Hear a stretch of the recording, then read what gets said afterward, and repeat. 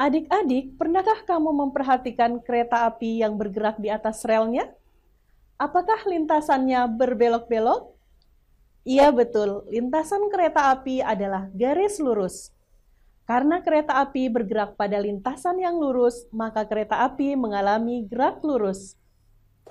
Halo adik-adik, salam jumpa pada pembelajaran Fisika SMA bersama Kakak Irma Lismayani. Kali ini kita akan membahas materi gerak lurus.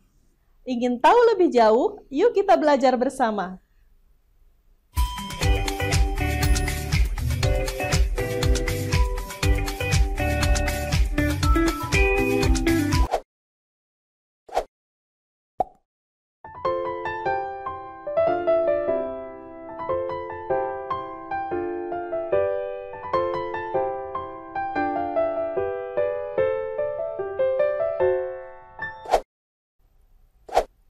Adik-adik, setiap benda yang bergerak akan membentuk lintasan tertentu.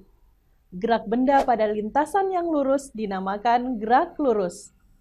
Gerak lurus dibedakan menjadi gerak lurus beraturan dan gerak lurus berubah beraturan.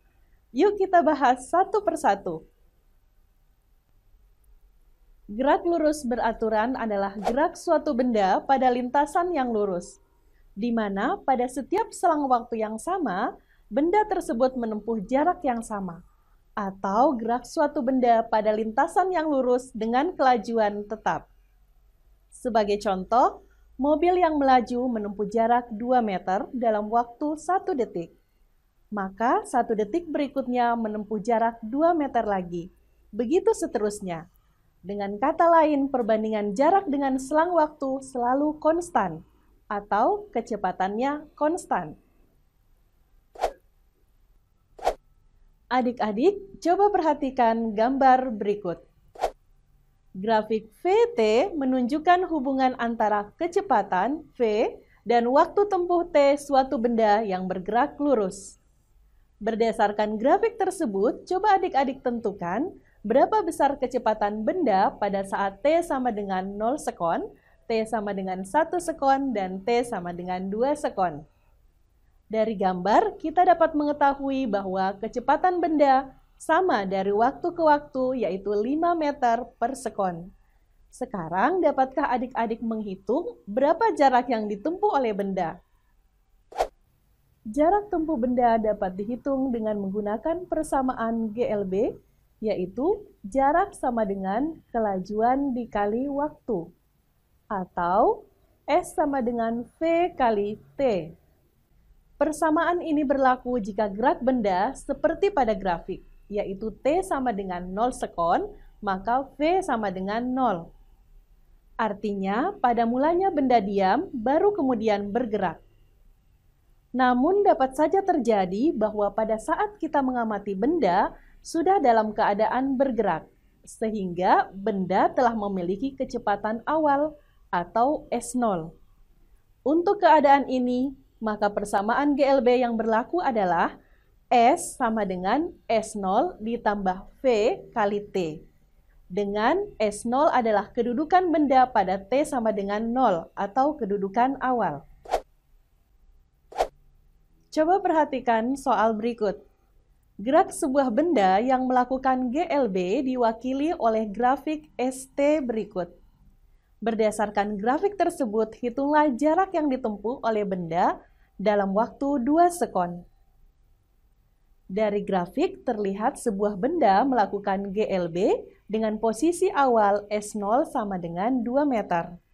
Dari grafik kita juga dapat membaca kecepatan benda yaitu V sama dengan 4 meter per sekon. Jadi untuk menyelesaikan soal ini, kita akan menggunakan persamaan GLB untuk benda yang sudah bergerak sejak awal pengamatan. Berikut cara penyelesaiannya. Dari soal diketahui S0 sama dengan 2 meter dan V sama dengan 4 meter per sekon.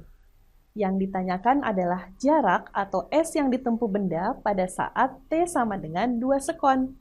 Sehingga digunakan persamaan S sama dengan S0 ditambah V kali T. Sama dengan 2 meter ditambah 4 meter per sekon dikali 2 sekon. sama dengan 10 meter. Jadi, jarak yang ditempuh oleh benda pada saat 2 sekon adalah 10 meter. Adik-adik, selanjutnya kita akan membahas tentang GLBB atau gerak lurus berubah beraturan. Coba kamu perhatikan apabila sebuah sepeda bergerak menuruni sebuah bukit. Bagaimana kecepatannya? Tentu saja kecepatannya semakin bertambah besar. Peristiwa ini disebut dengan gerak lurus berubah beraturan atau GLBB. Gerak lurus berubah beraturan atau GLBB adalah gerak benda pada lintasan yang lurus dengan kecepatannya berubah secara teratur tiap detik. Adik-adik tentunya masih ingat bahwa perubahan kecepatan tiap detik adalah percepatan. Dengan demikian pada GLBB, benda mengalami percepatan secara teratur atau tetap. Hal ini membedakan GLB dengan GLBB. Yaitu GLB tidak memiliki percepatan, sedangkan GLB mempunyai percepatan. Pada GLBB dari waktu ke waktu, kecepatan benda berubah. Semakin lama semakin cepat atau dipercepat, dalam hal ini nilai percepatan positif. Atau dari waktu ke waktu, kecepatan benda semakin lambat hingga akhirnya berhenti. Dalam hal ini dinamakan percepatan negatif. Hubungan antara besar kecepatan V dengan waktu T pada gerak lurus berubah beraturan atau GLBB ditunjukkan pada grafik berikut. Untuk menghitung kecepatan akhir, kita dapat gunakan persamaan VT sama dengan A dikali T ditambah V0, di mana VT adalah kecepatan akhir, A sama dengan percepatan, V0 adalah kecepatan awal, dan T adalah selang waktu. Adik-adik, ayo kita coba selesaikan soal berikut ini. Benda yang semula diam kemudian didorong sehingga bergerak dengan percepatan tetap 4 meter per sekon kuadrat. Berapakah besar kecepatan benda setelah bergerak 6 sekon?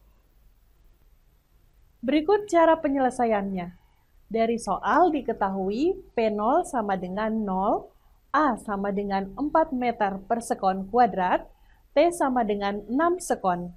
Yang ditanyakan adalah VT, sehingga digunakan persamaan VT sama dengan V0 ditambah A dikali T, sama dengan 0 ditambah 4 meter per sekon kuadrat dikali 6 sekon, sama dengan 24 meter per sekon, sehingga kecepatan benda pada saat 6 sekon adalah 24 meter per sekon. Adik-adik, demikianlah pembelajaran fisika hari ini tentang gerak lurus. Semoga bermanfaat, terus semangat belajar, dan sampai jumpa.